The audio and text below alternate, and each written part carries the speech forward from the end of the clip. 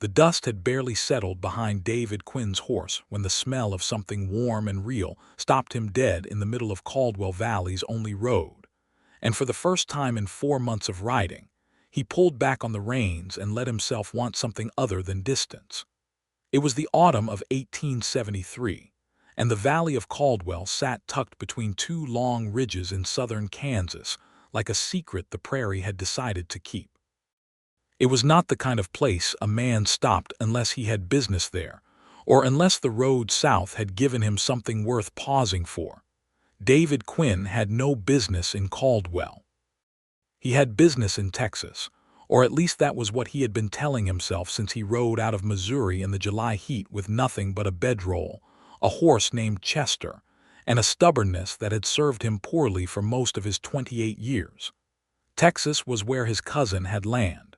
Texas was supposed to be a new start. Texas was south, and south was where he had been pointed every morning when the sun came up behind him. But now he sat in the middle of a dusty October road in Caldwell, Kansas, and something smelled like cornbread and roasted meat, and he was so hungry that his judgment had simply stopped working.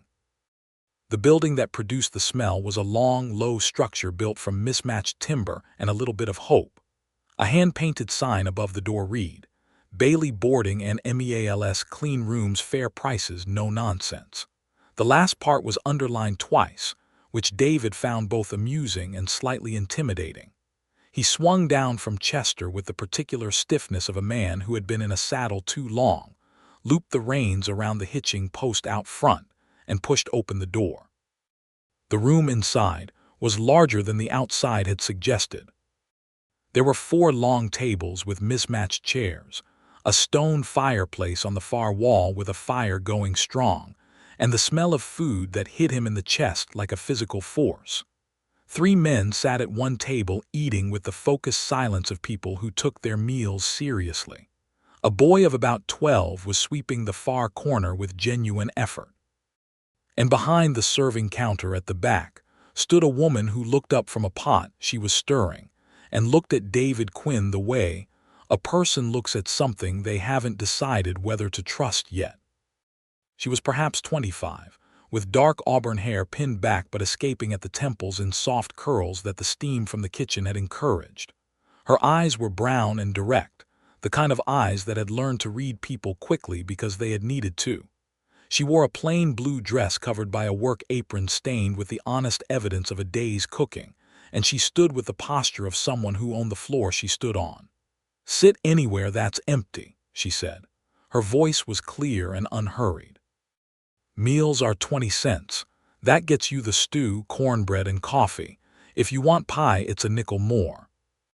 "Yes, ma'am," David said, because that was all he could think of to say, and he sat down at the table closest to the fire because 4 months of sleeping outside had made him pathetically grateful for warmth. The boy with the broom glanced at him with open curiosity. The 3 men at the other table didn't look up. The woman went back to her pot. David watched her, not in the rude way, but in the way a man watches something that doesn't quite fit the picture he's been carrying in his head of how the world works. She moved with a brisk competence that suggested she had been running this place alone for a while and had long since made peace with it. She ladled stew into a bowl without spilling a drop, cut a piece of cornbread with one clean motion, and carried the plate to him along with a tin cup of coffee that was dark enough to stand a spoon in. "You passing through?" she asked, setting everything down in front of him. "That's the plan," he said. She nodded in the way people nod when they don't particularly believe you but have no reason to argue the point. Then she turned and went back to her counter. The stew was the best thing David Quinn had eaten since his mother's kitchen in Missouri, and that was not a comparison he made lightly. There was venison in it and carrots, and something with herbs he couldn't identify but which made every spoonful worth sitting still for. The cornbread was dense and slightly sweet and warm enough to melt the small piece of butter she'd set beside it. The coffee was strong and honest. He ate slowly, which was unusual for him, because slowing down meant he might have to think, and thinking had not been his friend lately.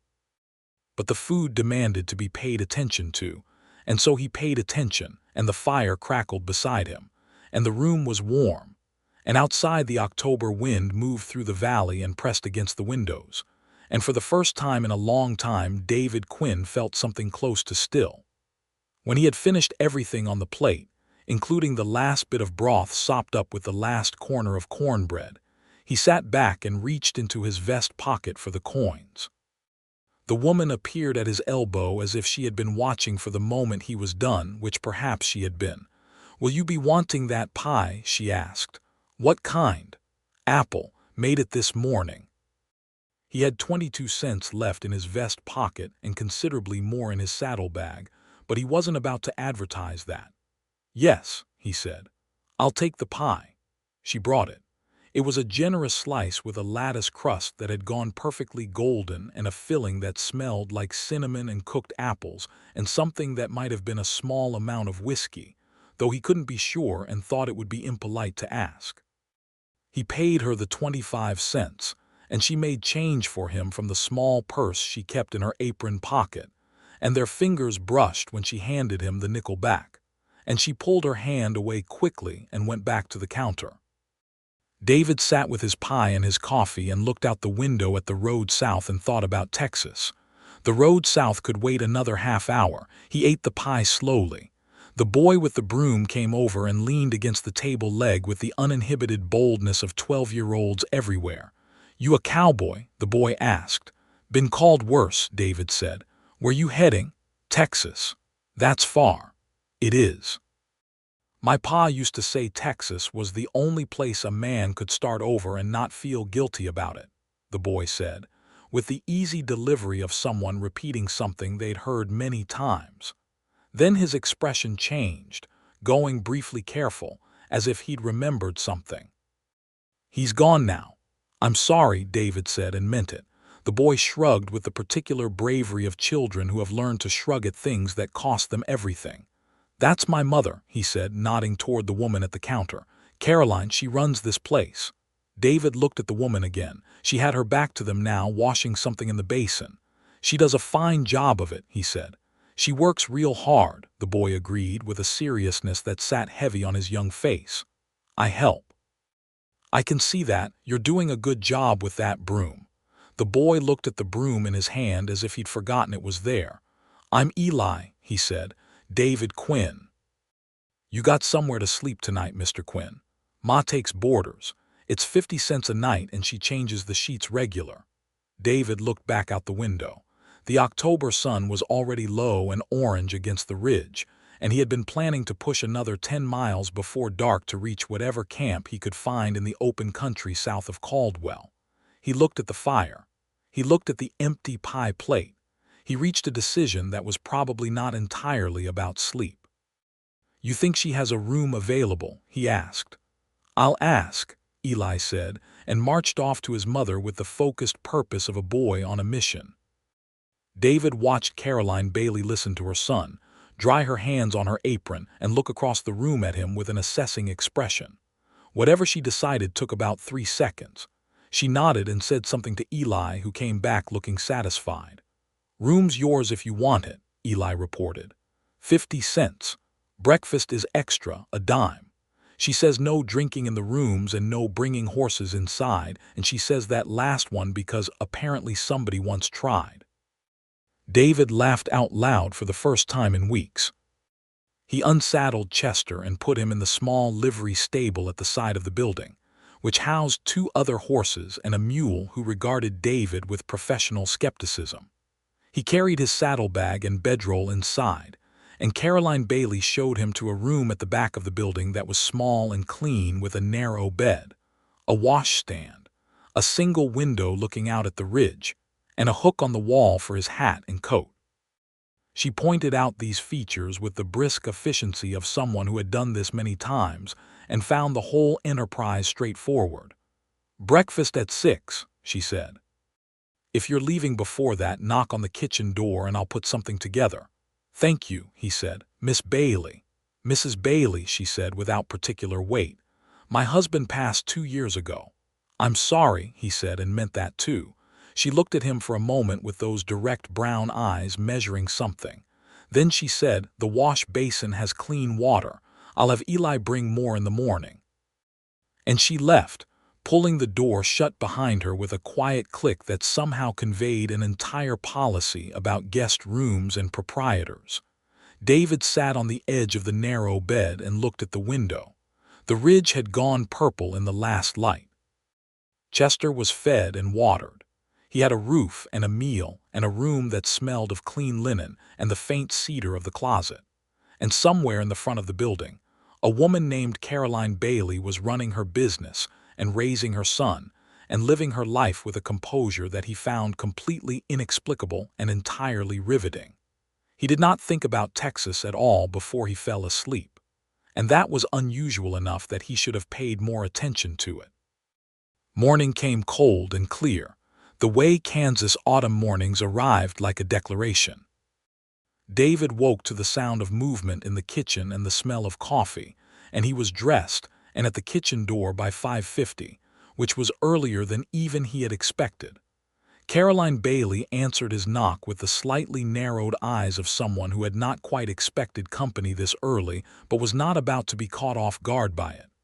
"You're up early," she said. "Old habit."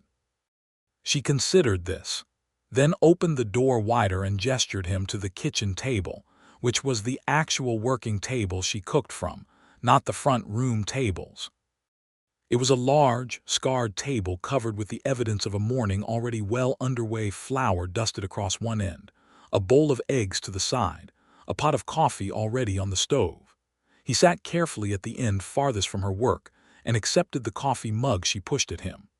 "I wasn't expecting anyone up this early," she said, cracking eggs into a pan with one hand in a way that suggested she'd done it so often it had become unconscious. "I'll stay out of your way," he said. "You're not in my way."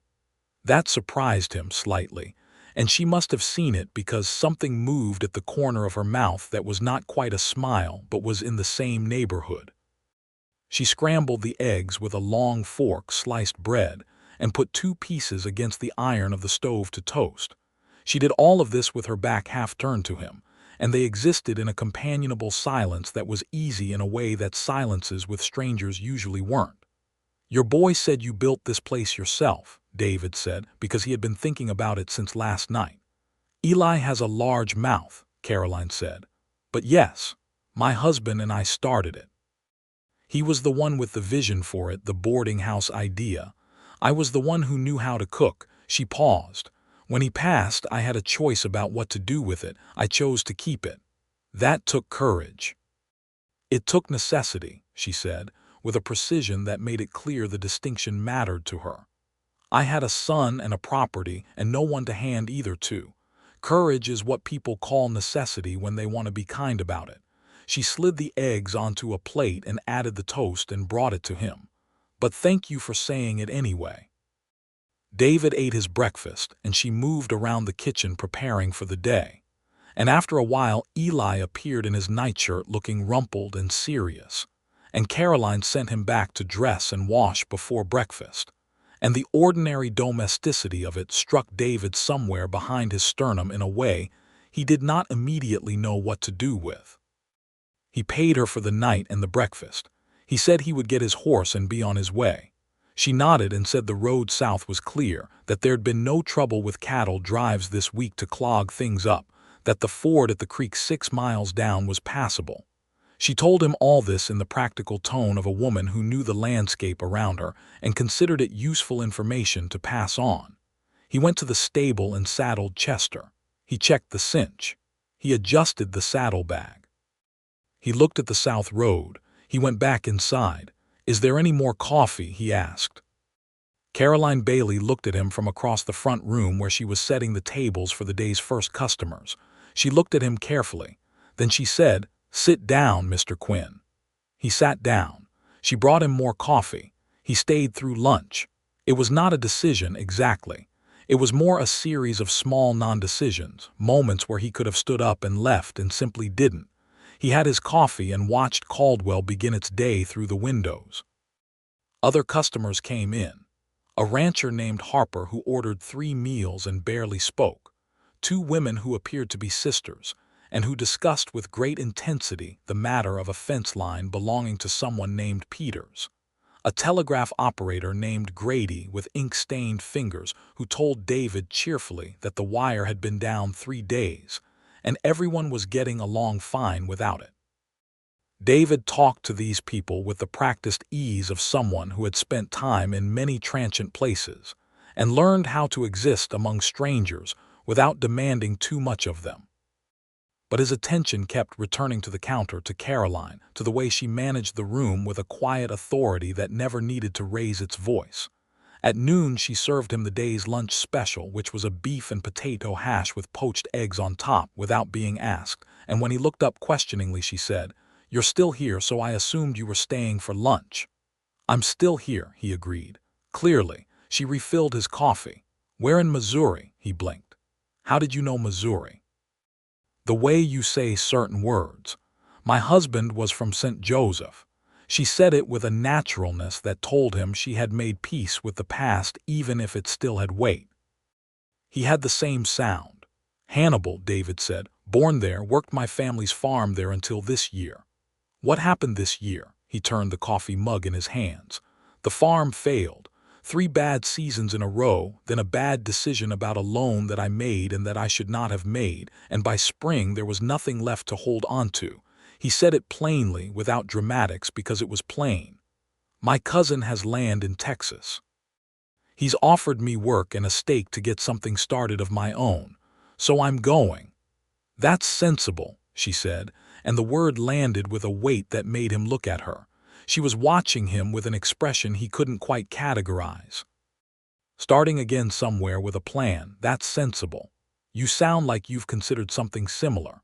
"Every week for 2 years," she said, with a frankness that surprised her as much as it surprised him, judging by the slight shift in her expression. She looked away, straightening salt cellars that didn't need straightening. "My sister is in St. Louis. She's written 3 times asking me to come. Says there's more opportunity there for a woman alone with a child, more safety." She set the salt cellar down. "But this is Eli's home, and I've built something here. I'm not sure you can keep building things if you're always leaving them." "No," David agreed. "I'm not sure you can." They looked at each other across the counter for a moment that was slightly too long to be accidental. Then a group of 4 cowboys came in off the trail, loud and hungry and smelling of cattle, and the moment dissolved into the practical necessity of feeding people, and David moved to a corner table and let the room fill up around him and thought about Texas, and tried to remember why he was in such a hurry to get there.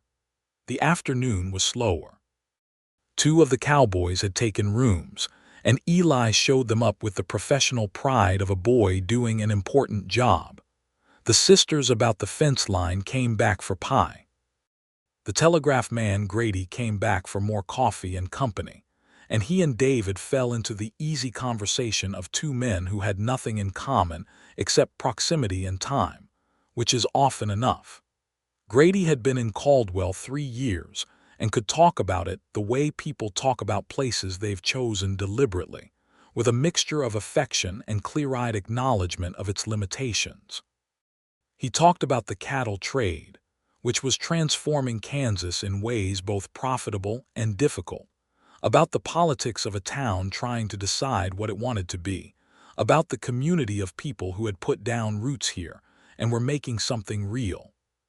He talked about Caroline Bailey, the way people in small towns talk about someone they respect, obliquely, through accumulated detail. Her husband had been James Bailey, a good man by all accounts who had come to Caldwell with 5 years of savings and a dream of starting a business that would serve the community rather than exploit it. He had built the boarding house, established a fair and honest reputation, and died of a fever in the winter of 1871 that had also taken 3 other members of the community. He had left Caroline with Eli, who was 10 at the time, a property that was paid for, and a business she'd known was good and worth preserving. "She's remarkable," Grady said, with the simple conviction of an observer who has had time to form an accurate opinion. "Half the men in this county have come around trying to offer their help in the particular way men offer help to widows, if you take my meaning, and she has sent every single one of them away without causing a scene about it, which is a skill. It sounds like it, David said. Grady gave him a look that was perhaps more perceptive than David had anticipated. You staying another night? David considered the question with more seriousness than it should have required. I haven't decided, he said. Well, said Grady, finishing his coffee and standing. The road south will be there tomorrow. Roads have that quality. He left David sitting with the truth of that. David stayed another night. He told himself it was because the weather was turning. There was a feel in the air that afternoon, that particular drop and change of pressure that meant rain coming in off the plains, and that traveling in autumn rain was miserable and stupid when he had a perfectly good room available. This was not untrue. It also was not the whole truth, but he permitted himself to believe it was because the whole truth was more complicated than he was ready to examine. The rain came that evening while he sat by the fire in the front room working on a letter to his cousin in Texas, explaining that he had been delayed by weather. Caroline was in the kitchen. Eli sat across from him at the table doing his lessons with a seriousness that reminded David of himself at that age when his own parents had insisted on schooling even during harvest. What are you working on? David asked. Eli looked up. Arithmetic, it's hard. What part? Fractions. David set his letter down. Show me. Eli slid the slate across the table. David looked at it, picked up the chalk from beside it, and sat down next to the boy. He had always been decent at arithmetic, one of the things his practical farm education had given him, and he walked Eli through the problem with the patient directness of someone who found it genuinely satisfying to make something unclear become clear. They were on the third problem when Caroline appeared in the kitchen doorway, drawn by the quiet industry of the two of them. She stood there for a moment, watching. David felt her watching and did not look up, because looking up would have made the moment self-conscious, and he didn't want to do that to it. He kept his attention on Eli's slate. There, he said, when the boy worked the last problem out correctly. You had it. You were just rushing. I always rush, Eli said with gloomy self-awareness. Then practice not rushing. Everything worthwhile requires that. Eli considered this piece of advice with the gravity it deserved. Then he looked at his mother in the doorway. Mr. Quinn helped me with my fractions. I see that, Caroline said. Her voice was quiet and had something in it David couldn't identify. He's good at it. That's useful, she said. She looked at David. Thank you. Happy to do it, he said, and meant it. And she held his eyes for a moment and then went back to the kitchen. He finished his letter to his cousin. He described the delay due to weather in terms that were technically accurate. He folded it and addressed it and set it on the table to post in the morning. And then he sat by the fire and listened to the rain on the windows and thought about fractions and how the truth of a thing, like a fraction, required you to look at both the top and the bottom to understand what you were actually dealing with. What he was actually dealing with was that he had ridden into Caldwell Valley 4 days ago, because it had been 4 days by the time the rain stopped, and he stayed through all of them. He had eaten every meal in Caroline Bailey's dining room. He had helped Eli with his lessons twice more. He had, with genuine pleasure and no sense of obligation, repaired a broken step on the front porch when he noticed it was loose, borrowing tools from the small shed at the back. He had told Caroline he'd fixed it with the same casualness with which she might tell him the coffee was fresh, and she had thanked him with the same tone, and they had been very careful with each other in a way that was beginning to require actual effort. On the fourth evening, with the rain finally stopped and the road south gleaming in the last light, Caroline brought 2 cups of coffee to the table by the window where David was sitting and sat down across from him without asking if he minded, which told him she had made a decision. You've been here 4 days, she said. I have. Your weather excuse ran out this afternoon. It did. She wrapped both hands around her mug. The fire was going and the dining room was empty. The 2 cowboys who'd been staying had moved on that morning. The regular meal customers had all gone home. Eli was in bed. It was just the two of them and the fire and the window with the cleared sky starting to fill with stars. "I'm not asking you to go," she said carefully. "I want to be clear about that. You're a paying guest and you're welcome to stay as long as you like. I just want to—" She stopped, tried again. "I want to be honest because I've found that not being honest is mostly a waste of time. You're not staying for the weather." "No," he said. "I'm not." She looked at her coffee. "I'm not in the business of complicating things," she said. "I have a son and a business and a life I've built, and I'm not easily—" She seemed frustrated with the sentence. "I don't know you," she said finally. "You've been here 4 days and I don't know you, and in my experience that's about how long it takes for a man passing through to notice a woman alone and think there might be something there, and then they move on. And that's fine. That's the nature of passing through. But I need you to understand that Caroline," he said. Her name came out quietly, not interrupting so much as landing gently beside what she was saying. She looked up. "I understand," he said. "Everything you're saying, I understand it. And I'm not trying to take advantage of your situation or your hospitality. I'm not—" He turned the mug in his hands. "I plan to be in Texas by September. It's October. I've been telling myself for 4 months that I know exactly what I'm going toward, and I've been so focused on going that I never once thought about whether I might find something worth slowing down for on the way." He looked at her steadily. "I found this valley. I found your cooking, which is extraordinary, and I mean that seriously. I found your boy, who is smart and funny and clearly going to be fine. And I found you, and I don't know what to do with that yet, but I know that Texas will still be in Texas in a month, and I'd like to stay a little longer if you'll have me. As a paying guest," he added, because he wanted her to know he understood the line she'd drawn. "And as someone who would genuinely like to know you better." The silence that followed was long enough that a log shifted in the fireplace and sent a spray of sparks up the chimney. Caroline looked at him with those direct brown eyes, and whatever she was measuring, she took her time about it. "You can have the room through November," she said at last. "After that we'll see." "Through November," he agreed. She stood up, picked up her mug, and said, "There's pie left if you want it." "I always want pie," he said. And there it was, the smallest, quickest smile there, and gone, but real. She brought the pie. They sat and ate it by the fire and talked until nearly 10 o'clock about everything and nothing, and it was the most pleasant evening David Quinn could remember in years. He wrote a new letter to his cousin the next morning. He said he had found a situation in Caldwell, Kansas that required his attention through November at minimum, and that he would write again with more detail when he had more clarity.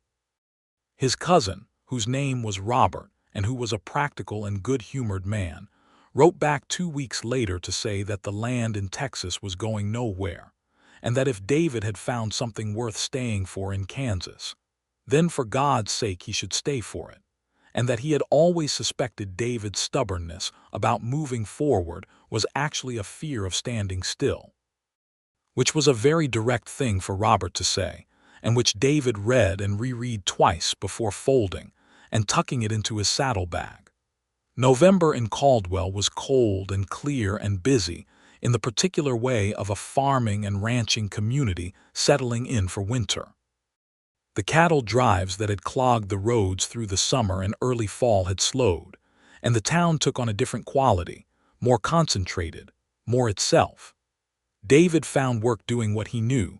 There was a rancher named Caldwell, no relation to the town, which had taken its name from a now-absent early settler named Frank Hendricks, who had a spread 5 miles north and who needed an experienced hand to help manage his stock through the winter months.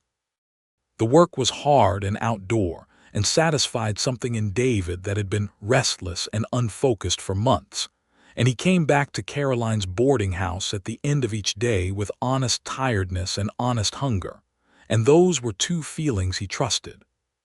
He paid his room and board fairly, refusing to accept any reduction despite Caroline's first offer of a discount for a long-stay guest, because he understood instinctively that their arrangement required clarity and fairness, and that blurring the financial lines before anything else was established would make everything murkier.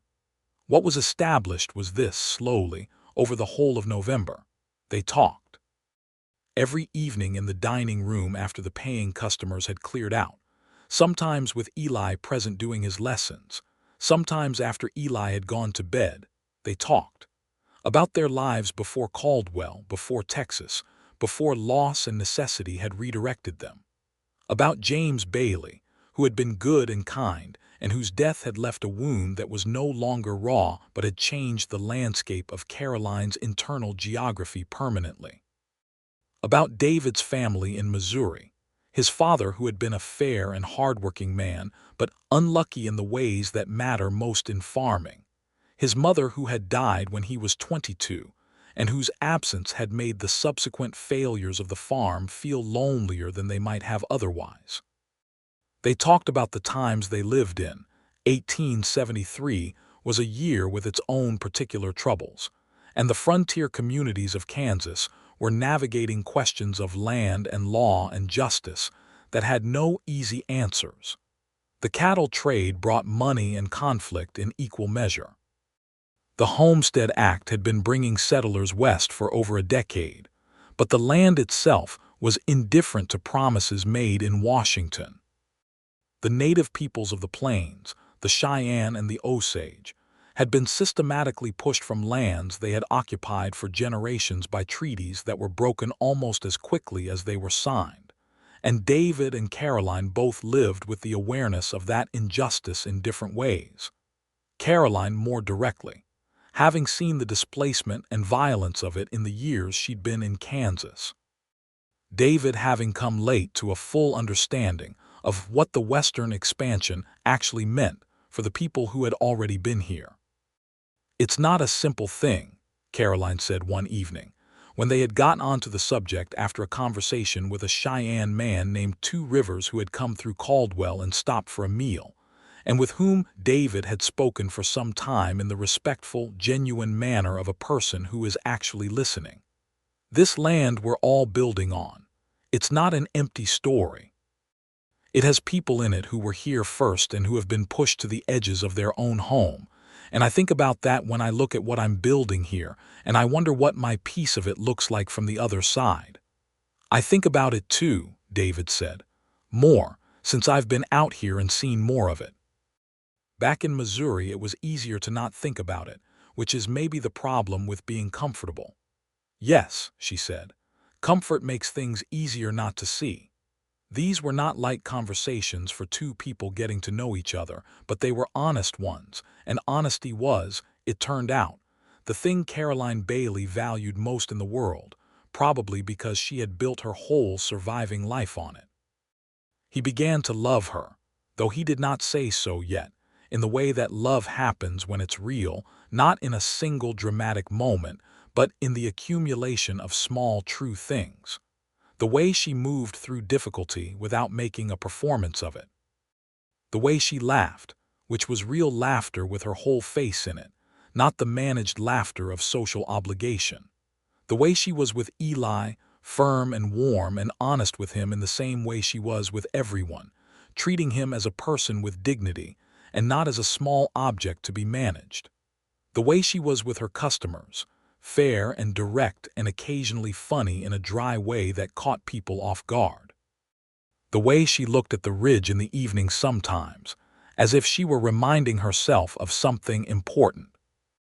He began to love her, and he held the knowledge of it carefully, because she had told him in plain language that she was not easily complicated, and he respected that even as it required patience from a part of him that wanted very much to be less patient.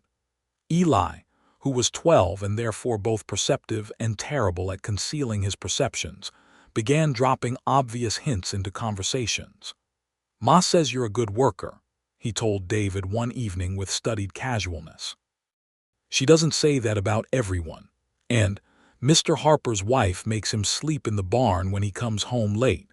Ma says that would never happen in a house where people actually talk to each other." And most directly, "Do you think you'll stay in Kansas, Mr. Quinn?" "I honestly don't know yet, Eli," David said. "I think you should," Eli said, and went back to his arithmetic. David did not sleep particularly well that night. December arrived and the valley went quiet under its first real frost, and the boarding house filled for a few days with travelers who had misjudged the weather.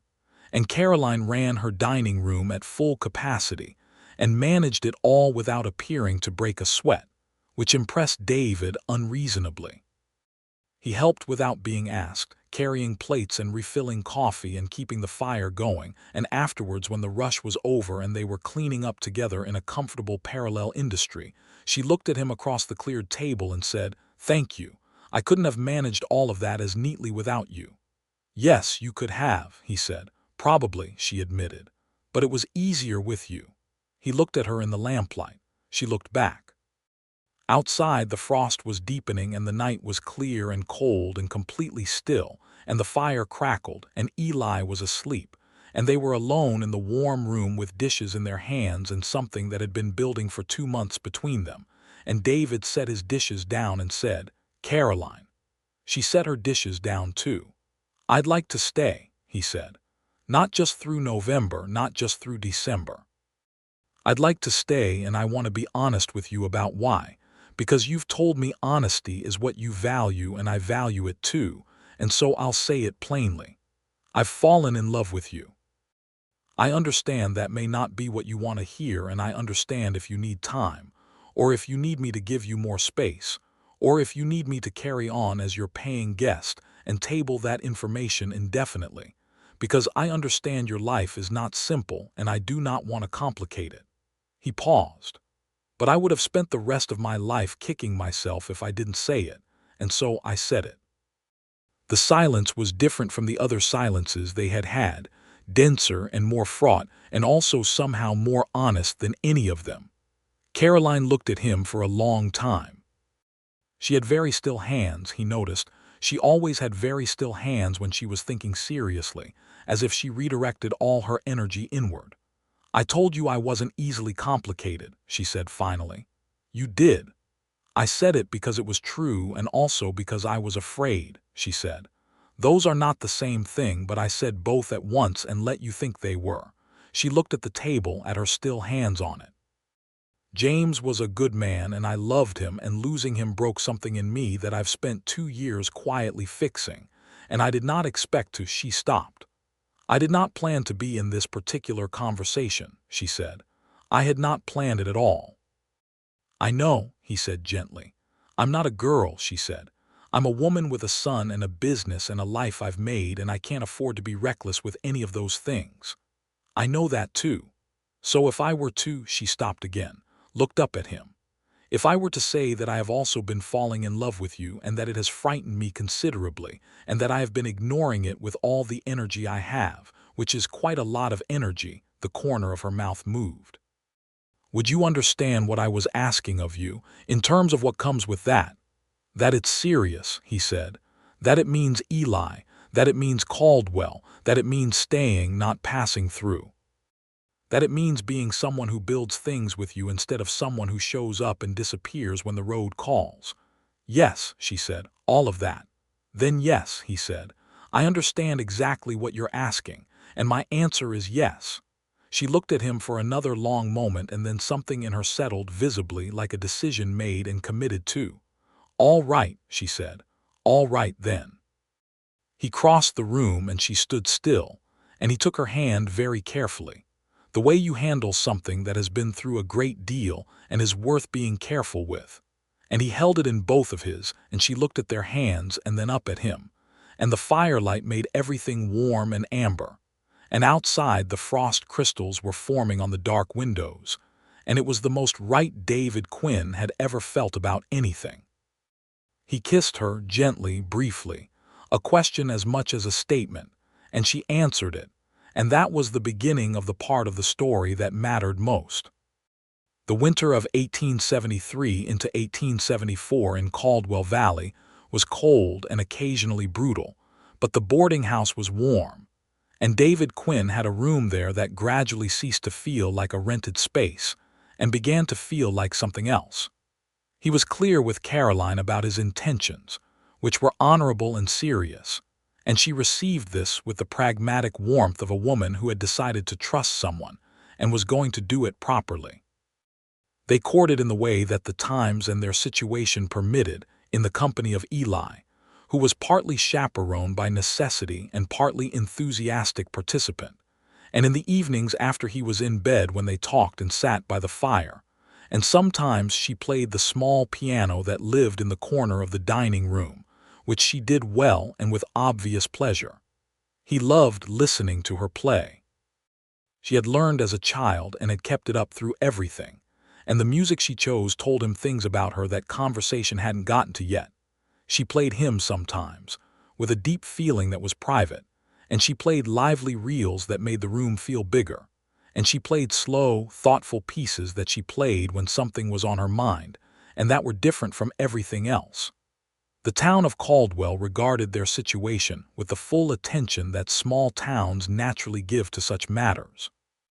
There was general approval, because David had demonstrated himself to be hardworking and decent, and because Caroline Bailey had more than earned the right to be happy, and the community of Caldwell had the protective affection for her that communities develop for people who have given them steadiness and good food during hard times. Frank Hendricks said bluntly to David over a fence post one morning that he was a lucky man and had better know it. Grady, the telegraph operator, was visibly delighted and could barely contain the satisfaction of someone who had seen this coming. Even the two sisters about the fence line, whose names were Margaret and Ruth, came in for coffee specifically to assess David and left with the verdict, conveyed through Margaret to Caroline that same afternoon, that he seemed solid. Eli, for his part, had been rooting for this since approximately the third day David had been in Caldwell, and showed no intention of being subtle about it now. He took to following David to the stable in the mornings, and talking with the continuous, digressive energy of a boy who has found someone worth talking to. And David listened and responded and asked questions, and generally treated the boy with the kind of genuine interest that could not be faked, and that Eli, at 12, was entirely capable of recognizing. One morning in late January, while they were both rubbing down Chester with the kind of focused activity that makes serious conversations easier, Eli said, without particular preamble, "Are you going to marry my mother?" David kept working the brush. "I'd like to," he said, "if she'll have me." Eli was quiet for a moment. "She'll say yes," he said. "She's been happy since you've been here. Real happy, not the kind she does for customers." He looked at Chester's flank. "My pa was a good man. I don't remember everything about him. I was only 10, but I remember he made her laugh the same way you do." David set the brush down and looked at the boy directly. "Eli, you know I'm not trying to replace your father. I wouldn't try that." "I know," Eli said. "But I figure a family can have more than one good man in it, even if the first one's gone."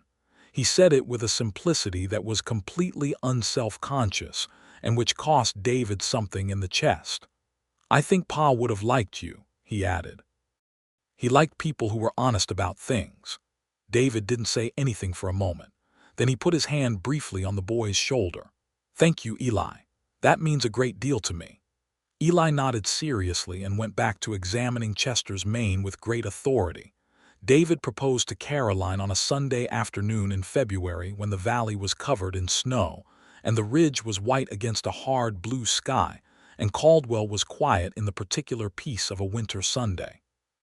He did it in the front room with the fire going, with Eli deliberately and somewhat conspicuously in the kitchen being very loud about making himself busy so as to be clearly not listening, which meant he was absolutely listening.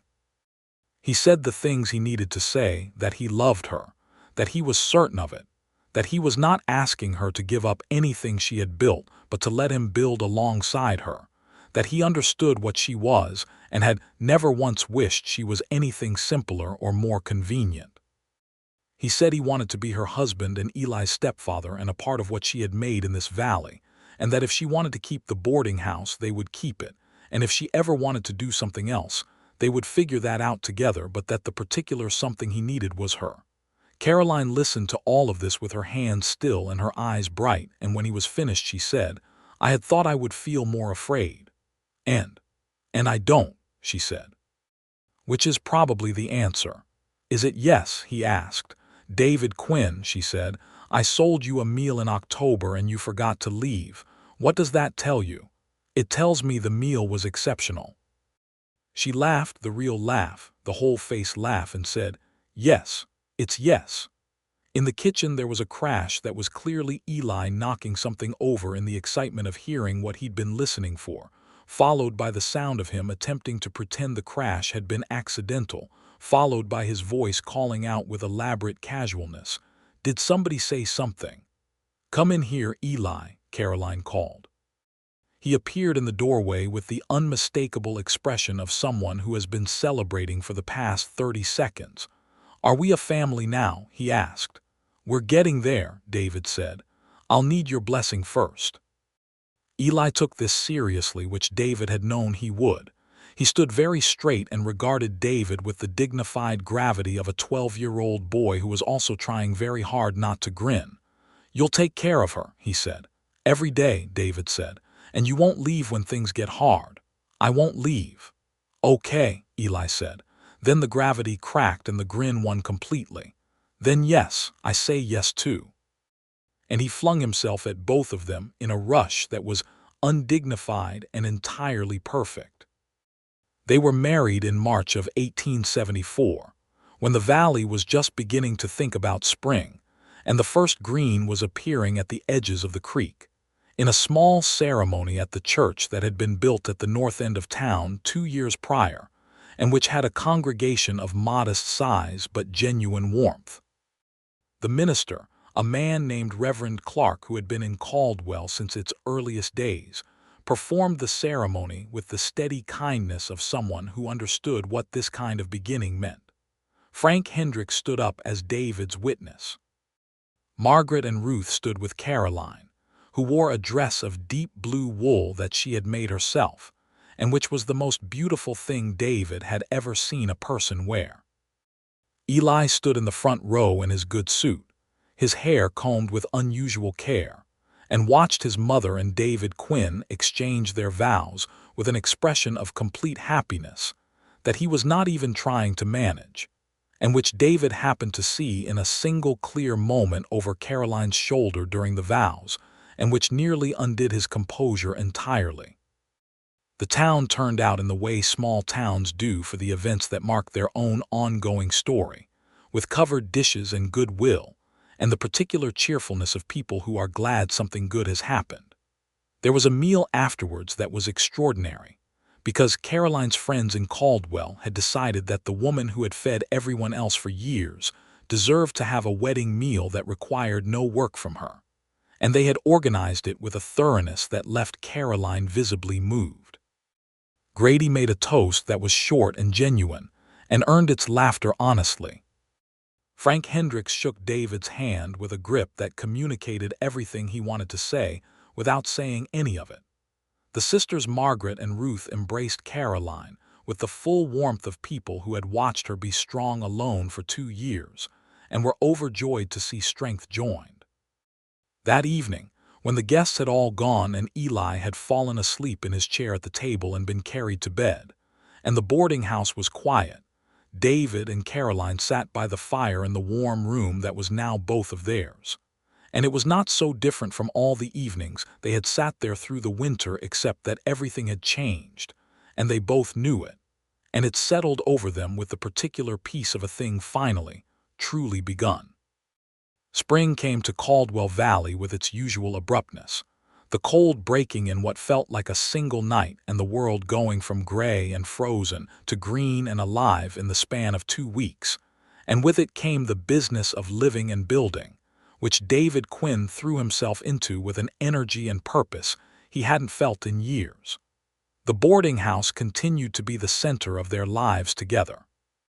Caroline ran the kitchen and the front room with the same competence she always had, and David took on the management of the property itself, the maintenance and repair, and the small improvements that practical money and willing hands could make, and together they made the place better than it had been.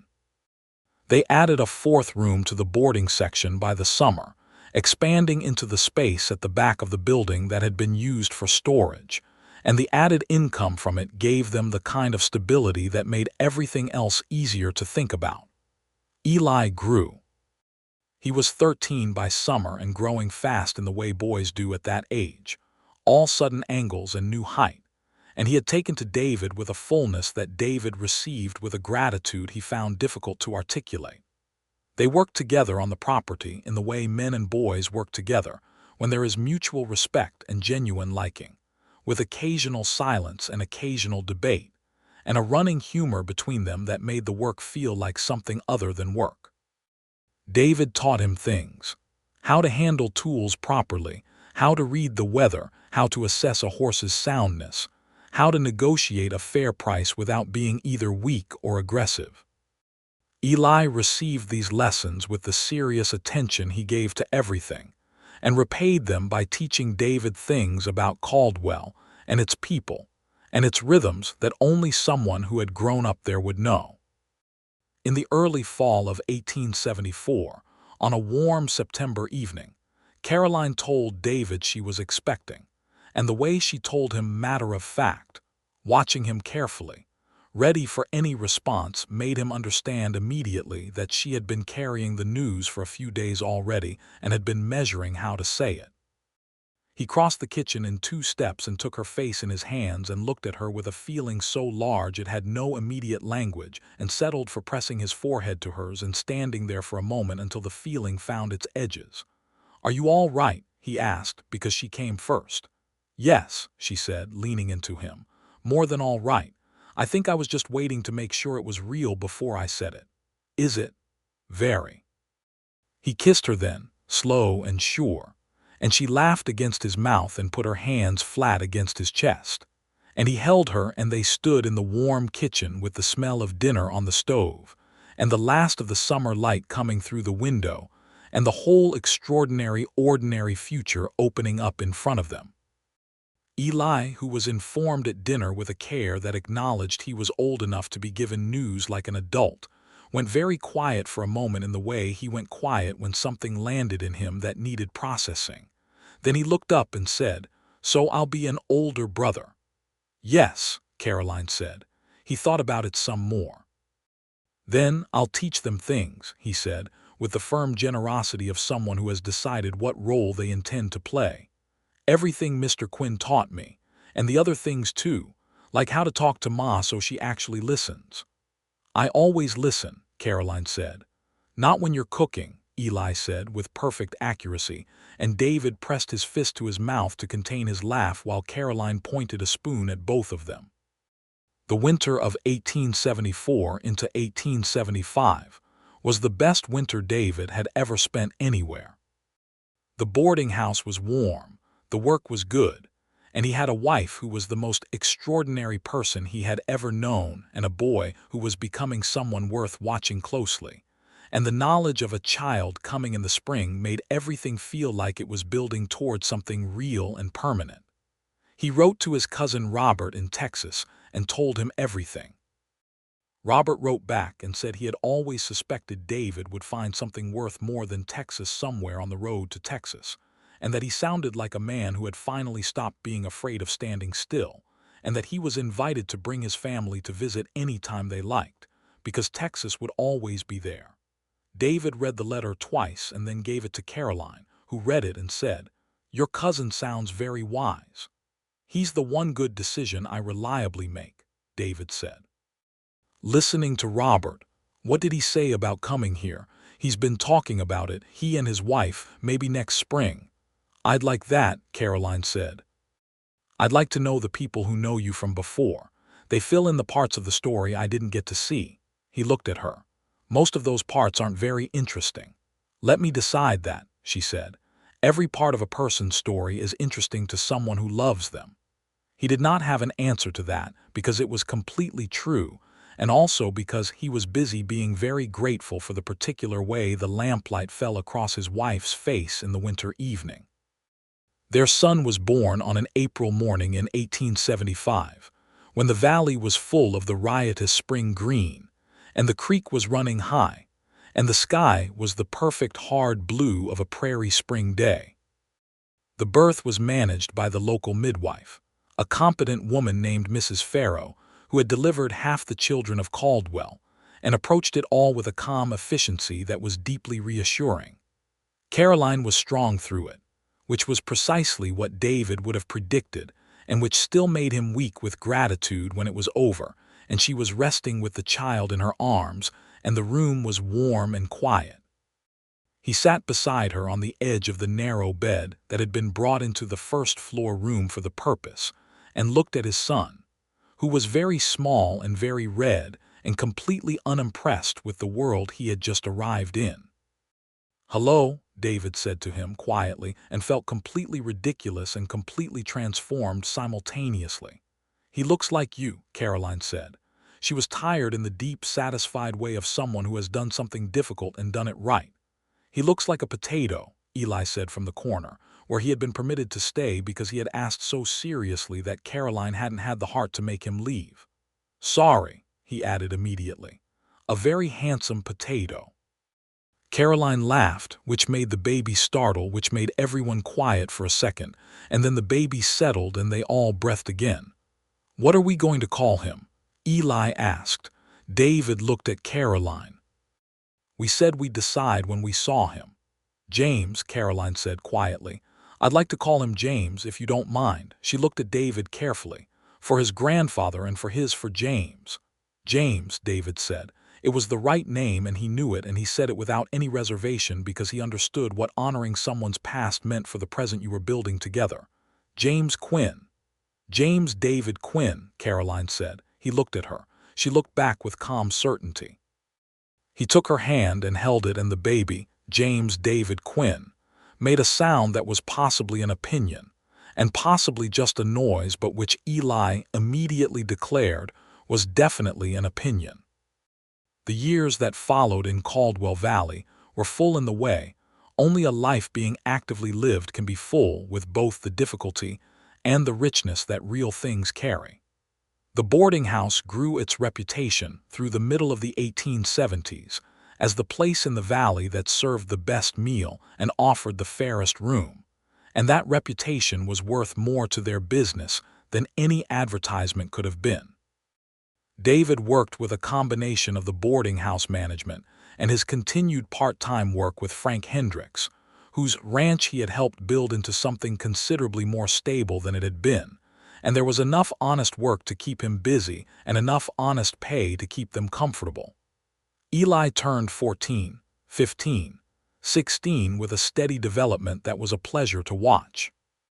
He was serious and funny, and increasingly perceptive about people in the way Caroline was, which David told him was his greatest inheritance from his mother. At 16, he could run the front room of the boarding house on his own on a busy day, and did so without needing to be asked when Caroline's time was taken up elsewhere. And the way he managed the customers, with the same calm directness Caroline used, made David enormously proud in a way he hadn't expected fatherhood by any measure to make him feel. James grew with the energetic, curious intensity of a child who had been born into a household of interesting people and had decided to participate fully in everything. He was walking at 11 months and talking in complete, demanding sentences by 18 months, and had strong opinions about everything from which horse in the stable was the most dignified to whether the afternoon pie should precede or follow arithmetic. And the answer he consistently arrived at was that pie should always come first, a position which neither David nor Eli could bring themselves to argue with very convincingly. In 1876, when James was 1 year old and Caldwell was growing and changing with the expanding cattle trade and the influx of settlers, they had a second child, a daughter they named Clara Rose Quinn, who arrived in the September of that year with a determination that seemed characteristic even in the first hours, and who wound herself around David's heart so completely that he spent the better part of her first day on earth simply sitting and looking at her with the helpless expression of a man whose heart has been rearranged.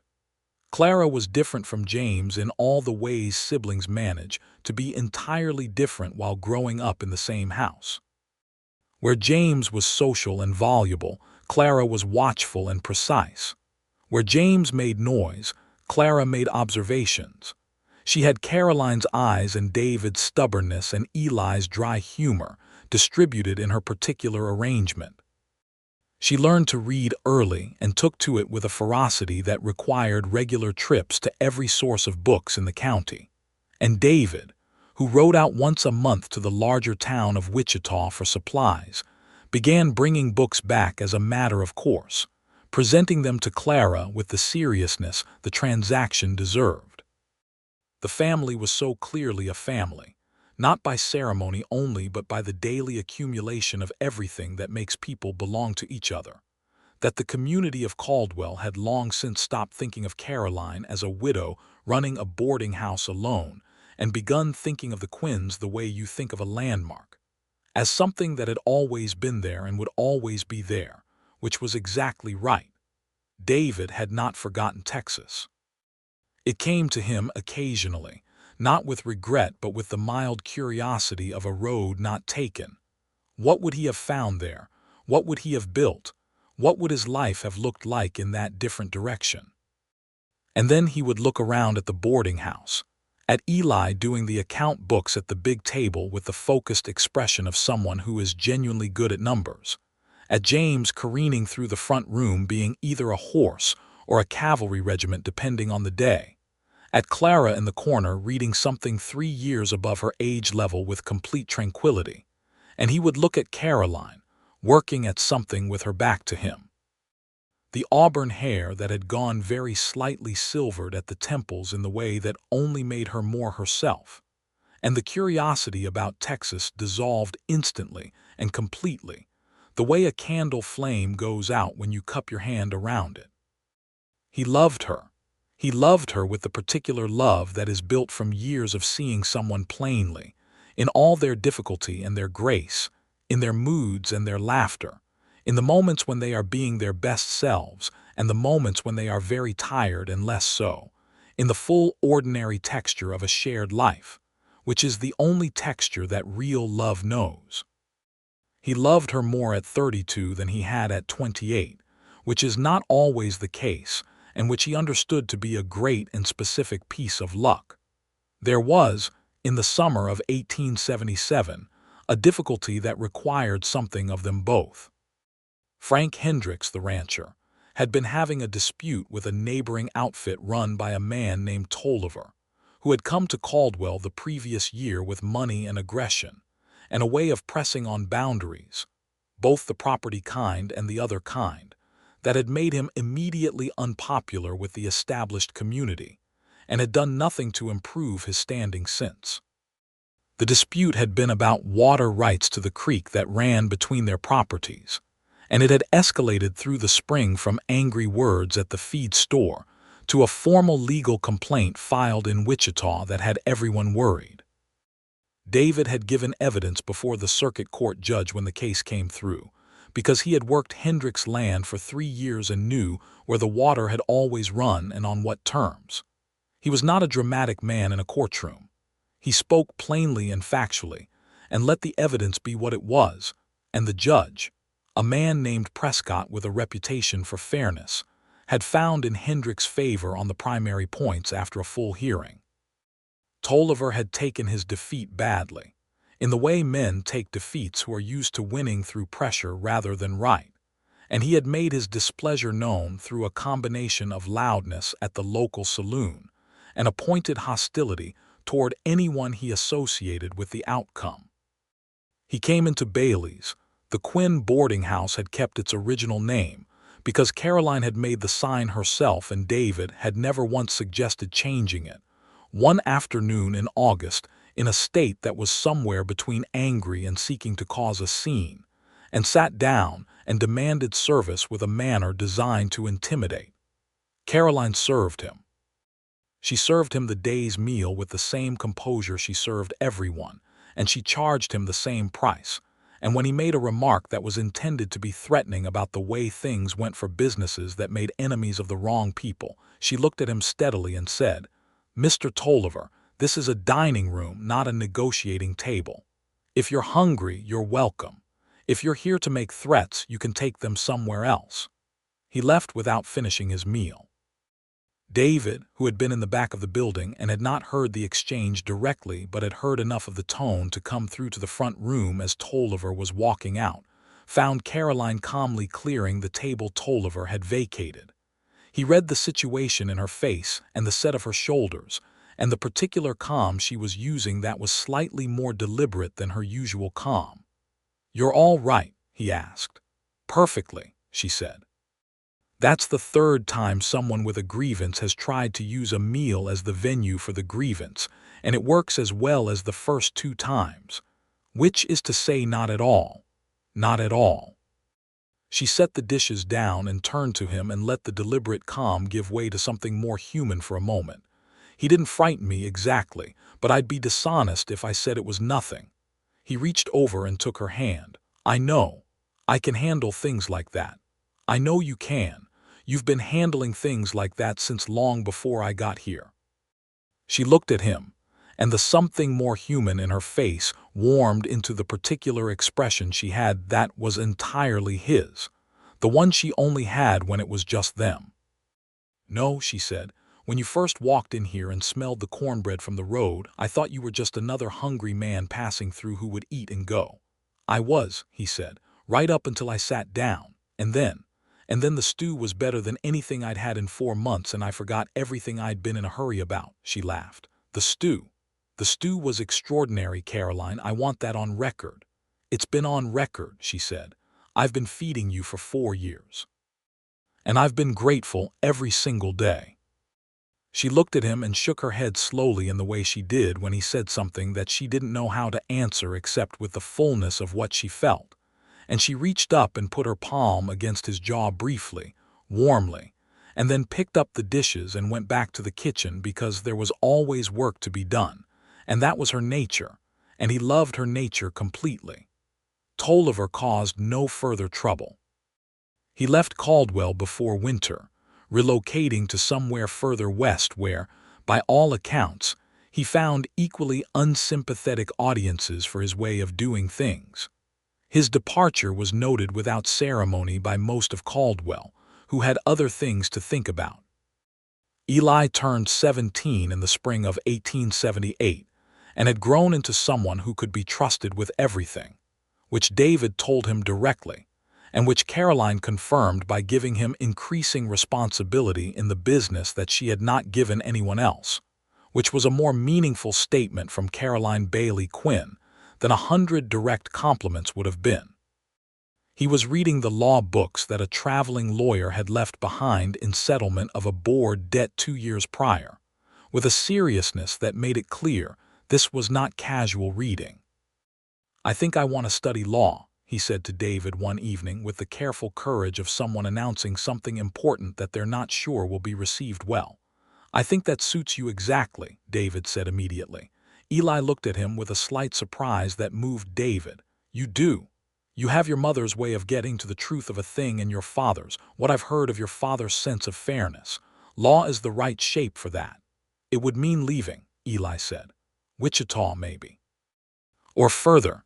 "Eli," David leaned forward, "this is your home and it will always be your home and there will always be a room here.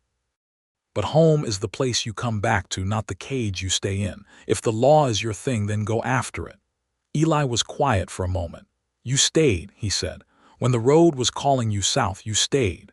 Because this was what I was looking for and I was lucky enough to recognize it when I found it," David said. "You're not staying because you couldn't leave. You're looking for your thing. They're different." Eli looked at the fire for a while. Then he said quietly, "Thank you, David."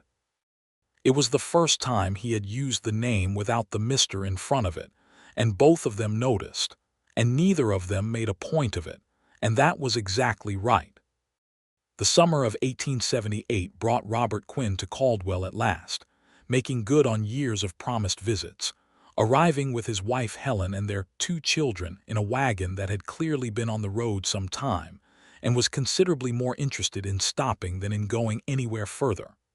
Robert was solidly built, sun-dark from Texas, with David's coloring and a laugh that was louder and more immediate than his cousin's.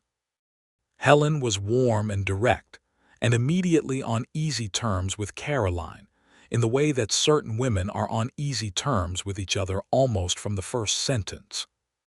The children, Robert and Helen's boy, Thomas, who was 8, and their girl, Nettie, who was 6, were immediately absorbed into the household's children with the unself-conscious democracy of children everywhere. And by the second day, James had appointed himself Thomas's guide to every interesting thing in Caldwell and its surroundings. And Clara and Nettie had retreated to the corner with books and were conducting a conversation that appeared to involve both reading aloud and vigorous debate. Robert and David sat on the front porch in the evenings after dinner and talked in the way they had not talked since boyhood, freely, and without the management that distance requires.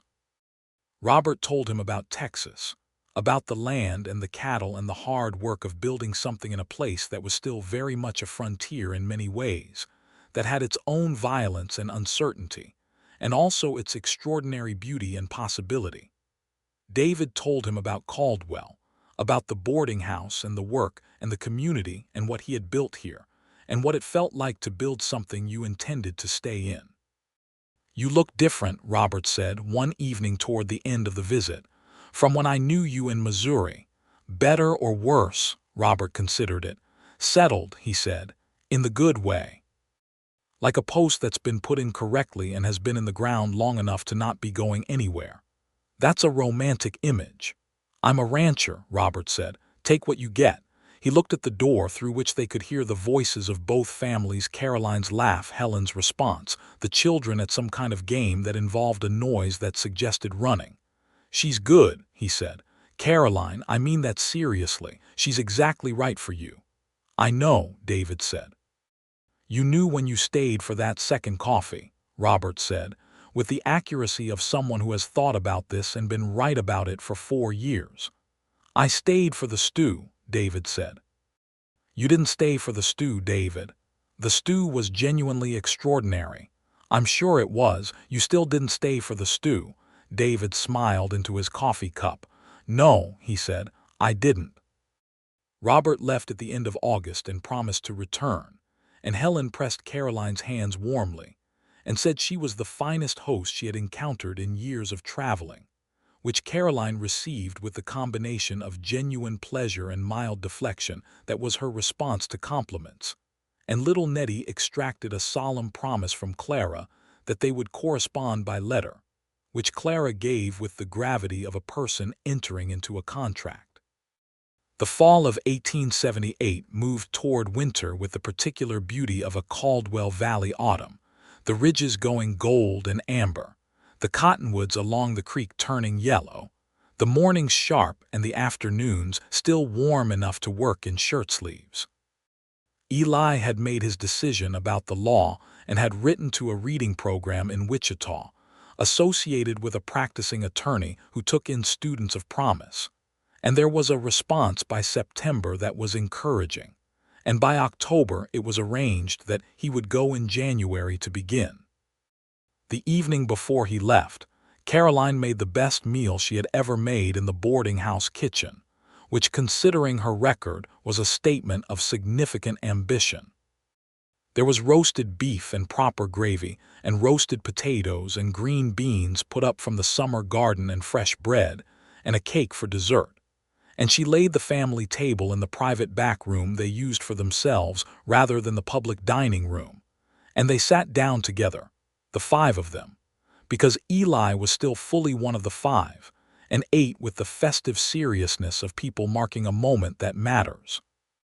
Eli gave a toast that was awkward and heartfelt and funny in all the right places, and which made Caroline press her lips together tightly in the way she did when she was not going to cry in front of people. James, who was 3 and too young to understand what was happening, but not too young to understand that something important was happening, sat very still and ate his cake with unusual concentration, as if the seriousness of the occasion had communicated itself through the atmosphere. Clara said at the end of the toast, with the precision that was entirely hers, "You will write every week, Eli. I require it." And Eli said, "Yes, Miss Clara, with a solemnity that cracked immediately into laughter. In January 1879, Eli Bailey went to Wichita to study law. He wrote every week without exception, to Clara's satisfaction and everyone else's relief, because his letters were funny and perceptive, and told them things about the wider world that enriched their own. The boarding house in the spring of 1879 was so well established that Caroline and David could consider expanding, and they did, adding a small restaurant section, separate from the boarding, that served full dinners on Friday and Saturday evenings, and which attracted customers from several miles around because the word had spread over 6 years that Caroline Quinn's cooking was worth a ride. It was not a grand restaurant by any definition, but it was warm and good and honest, and it filled reliably, and it gave Caroline a creative outlet that she had not previously named but which the restaurant format provided. The ability to cook things that were not just nourishing but were also, in their own unpretentious way, art. David watched her move through the restaurant evenings with the same feeling he had always had watching her work. That pure admiration for competence combined with love, which is a potent combination. She was in her early 30s now and more beautiful to him than she had been at 25, which was entirely possible because so much more of her was visible to him now, all the layers that time and trust reveal. In the summer of 1879, Caroline told him quietly one morning that there would be another child, and he looked at her across the kitchen table with a happiness that had learned over 5 years to be a quieter thing than it had been at first, less stunned and more solid, like something built to last. "Are you well?" he asked. "Very," she said, with a smile that meant it.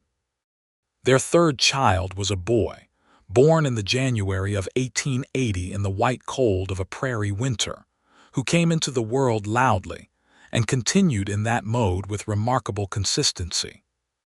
They named him William after David's father, and William Quinn proved to be everything the name implied: forthright, solid, prone to large opinions about small matters, and James immediately appointed himself William's responsible older brother, which Caroline observed was going to be a complicated arrangement, given that James's own approach to responsibility was enthusiastic but erratic.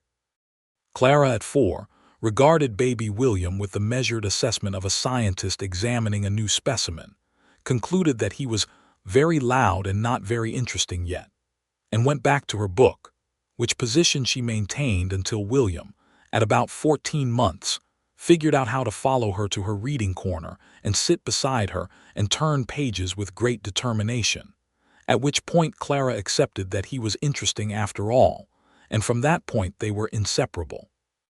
The 1880s came in, and Caldwell Valley continued its life. The town grew modestly, with new families arriving and new businesses establishing, and there were growing pains in the way of all frontier communities: disputes over land and water, questions about law and governance, the ongoing difficulty of building civil structures in a place that was still finding its form. David was part of the community now in the way that comes from having invested years and labor in a place, and he served on the town council from 1880 onward, not because he had sought the position, but because Frank Hendricks had simply told him he was going to be on it, and that was that. He took the responsibility seriously, because he was David Quinn, and he took most things seriously, and he applied to the council's work the same honest practicality he applied to everything else. He argued for the fair treatment of the Chinese laborers who had been working the railroad extension through the county, who were being paid less and housed worse than their white counterparts for the same work, and he said so directly in the council meeting, where the question of whether the town would supply the railroad camp with services, which was a financial question with a moral answer, and he won the argument not by brilliance but by the same plain, factual directness that had served him in Hendrick's courtroom case, and by the fact that he had clearly thought it through and meant it. Caroline heard about the council meeting from 3 separate people before David came home that evening, which was not unusual. David was not a man who narrated his own good actions, which was one of the things about him that had convinced her years ago that he was someone worth trusting. "Grady says you gave quite a speech today," she said when he came in. "It wasn't much of a speech. It was mostly facts. The facts were apparently well arranged." He shrugged and sat down at the kitchen table and accepted the coffee she handed him. It seemed straightforward. If a man works the same job, he deserves the same pay. That's not complicated. "A lot of people have managed to find it very complicated," she said. "Those people are wrong," he said simply, and drank his coffee. She sat down across from him and looked at him in the way she had, directly, with the full attention that she turned on whatever she considered worth her full attention, and she said, "I want you to know that I think you're a good man. I've thought it for a long time, and I don't say it often enough." He looked at her across the table and felt it again, that feeling that had no single word for it, the particular fullness of being known by the right person. "You told me I was good at fractions," he said, "the first night. I said no such thing." The implication was there. She shook her head, fighting the smile. "I'm trying to say something serious." "I know," he said gently, "and I receive it seriously. Thank you, Caroline." He reached across the table and took her hand. "You're the best person I know, and I came to know you through your stew, which means the stew has a great deal to answer for." She laughed and he held her hand, and the kitchen was warm, and outside the spring was coming in again, the way it always did in the valley, relentless and green. Eli came home for Christmas in 1880, 20 years old now, and grown into himself in the way young men grow when they have found their direction, with a confidence that sat well on him, and a sharpness of mind that was thrilling to see. He was in his second year of law reading, and had been given increasing responsibility by the attorney he worked under, and he talked about the law with the same seriousness and humor he had always brought to arithmetic, which had apparently been a harbinger. He sat with James, who was 5 and impossible to intimidate, and told him about Wichita in terms James found acceptable, which primarily meant describing the large number of horses and the 2 buffalo he had seen through a window on the western outskirts. He sat with Clara, who was 4, and brought her 3 books, one of which was above even her current considerable reading level, and which she informed him was perfect. He held baby William with the careful competence of someone who had been watching how to hold a baby for a year, and had clearly been practicing in his head. And he sat with his mother and David on the last evening before he went back, the children in bed, the boarding house quiet, the fire going, and he talked with them in the way he had always talked with them, honestly, without performance, about what he was building and where he thought it was going. He was going to be a lawyer. It was settled in him now in the way things settle when they're right. He was going to come back to the county eventually, maybe to Wichita or maybe further, and he was going to practice law with the particular aim of protecting people who needed protection, which he said with a directness that was entirely Caroline's. "Your father would be proud," Caroline said, and she said it without pain, just as a fact that deserved to be stated. "I hope so," Eli said. He looked at David. "Both of them," he added quietly. David could not say anything for a moment. He cleared his throat. "You'd better go to bed," he said. "You've got an early start." Eli grinned, the whole grin, the one from when he was 12 at the kitchen table. "Yes, sir," he said, and went. Caroline sat beside David on the small settee they'd acquired 2 years ago when the front room had been rearranged, and leaned against his arm, and he put his arm around her, and they sat in the warm quiet and listened to the fire and the distance Caldwell Valley made around itself in the dark. "Do you remember the first evening?" she asked. Not to start a conversation, just to share the memory. "Which part?" "When you asked if there was more coffee." "I remember." "I knew then," she said simply. "Not about all of this, but that you weren't passing through. I didn't know how to feel about it yet, but I knew. The smart thing would have been to keep riding." "The smart thing," she agreed. "And what a terrible waste that would have been." He held her, and the fire burned, and the valley was quiet all around them, and their children were asleep, and their lives were built and solid and good. And somewhere south of Caldwell, the road to Texas still ran on through the dark just as it always had, unchanged and indifferent, going exactly where roads go, which is away. And David Quinn had no interest in it at all. The years from 1880 through the middle of the decade turned like the seasons themselves, each with its own character and difficulty and grace.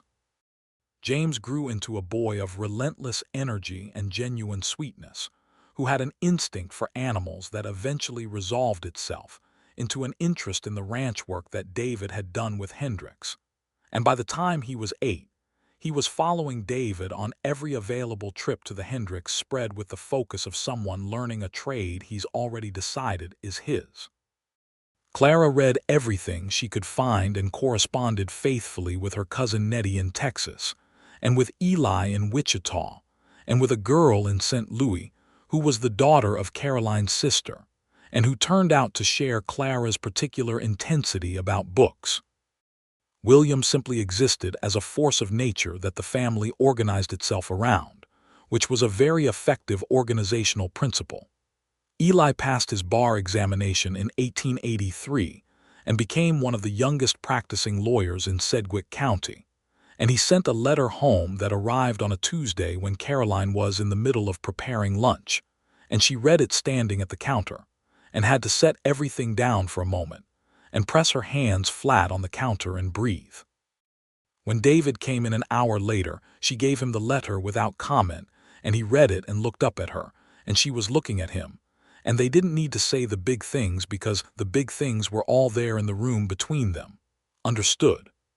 Eli came back to Caldwell in 1884, which he had planned, having arranged to establish a small practice in the county town of Caldwell, which had grown enough to support it, and which had the particular advantage of being near his family. He was 23 and confident in his work, and had left behind him in Wichita a reputation for fairness and a dogged attention to the facts that his supervising attorney had told him twice was going to take him exactly where he wanted to go. He rented a small office 2 streets from the boarding house, which he visited for dinner every Sunday with the regularity of a sacrament, and sometimes on other days when the dinner was particularly good, which was most days. By 1885, Caldwell Valley had the shape of a real community, not a frontier camp waiting to be something else, but a place that had decided what it was.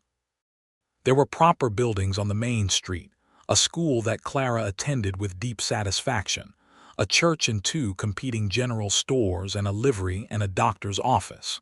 There was law and, more importantly, the will to enforce it fairly. There was a newspaper, 4 pages thin, that Grady contributed to with evident enthusiasm. There were people who had been here for 10 and 15 years and were the bedrock of the place, and people who had arrived last spring and were figuring out where they fit, and the whole complicated human business of a community deciding what it valued and who it wanted to be. The Bailey boarding house Bailey's, still, as it had always been, was as much a part of that fabric as any single building could be. Caroline had been feeding Caldwell for 12 years by then, through its growth and its troubles and its celebrations and its ordinary hungry days, and there was a quality to the place she had made that was recognized by everyone who entered it. It was a place of welcome and fair dealing and honest comfort, which were exactly the things the Wild West often promised and frequently failed to deliver, and Caroline delivered them every day without ceremony, because that was simply what she did and who she was. David Quinn, who had ridden into the valley on an October day in 1873 with nothing on his mind but Texas and empty road, had not passed through. He had stayed. He had built, with his hands and his years and his particular stubbornness, a life that was so much larger and richer and more real than the life he'd been riding toward that it sometimes struck him sideways when he thought about the narrow margin of accident involved. One day earlier, and he might have cleared the valley before the smell of the cornbread reached the road, or he might have been in too much of a hurry to stop. Or he might have stopped and eaten and found the composure to leave without that second cup of coffee, and then all of this, all of it, would not have existed. He thought about this occasionally when he was working alone, when the thinking had space to move in. He turned it over with the same care he turned over everything important. And he always arrived at the same feeling, which was not exactly gratitude, because gratitude implied something had been given to him, and this had not been given, it had been found, and found by staying still long enough to see it. It was more like recognition, like arriving somewhere you didn't know was home until you stood in it. In the spring of 1886, James was 11 and could ride better than most grown men David knew, and was managing sections of the Hendricks work on his own. Clara was 10 and had read every book in Caldwell that was worth reading, and had begun writing letters to the school board about improving the library holdings, which letters the board received with a mixture of admiration and mild terror. William was 6 and had recently developed an interest in the workings of the boarding house accounts that suggested he might be, as Caroline told David with a quiet astonishment, naturally inclined toward business.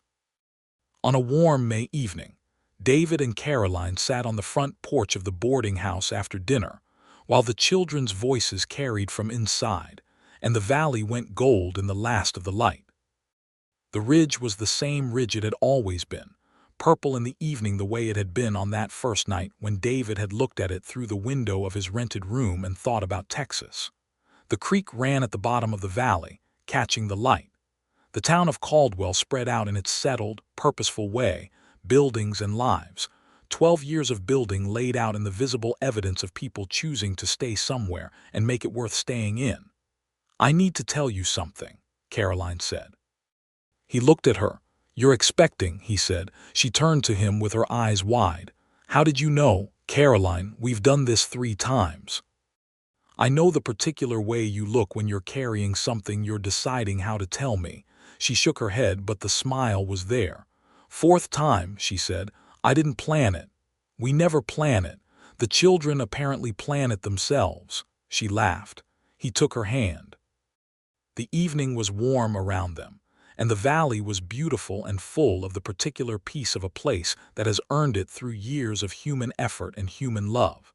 And David Quinn held his wife's hand on their own front porch, and felt the future in all its continuation and richness, opening out in front of them like the valley at first light, wide and clear and going as far as you could see.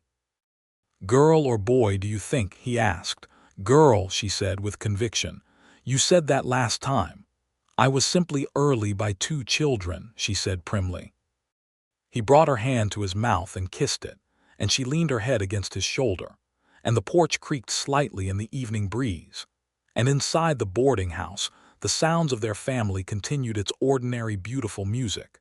James arguing a point, Clara making a counter-argument in the precise voice she used when she was completely certain she was right, William producing some kind of percussion that was probably not sanctioned, the smell of the dinner they'd all just eaten still warm in the air.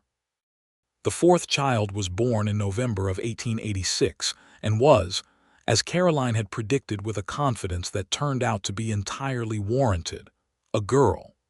She was small and dark-haired and had David's particular quality of watchfulness, the capacity to observe a room quietly and then say the exactly right thing at the exactly right time.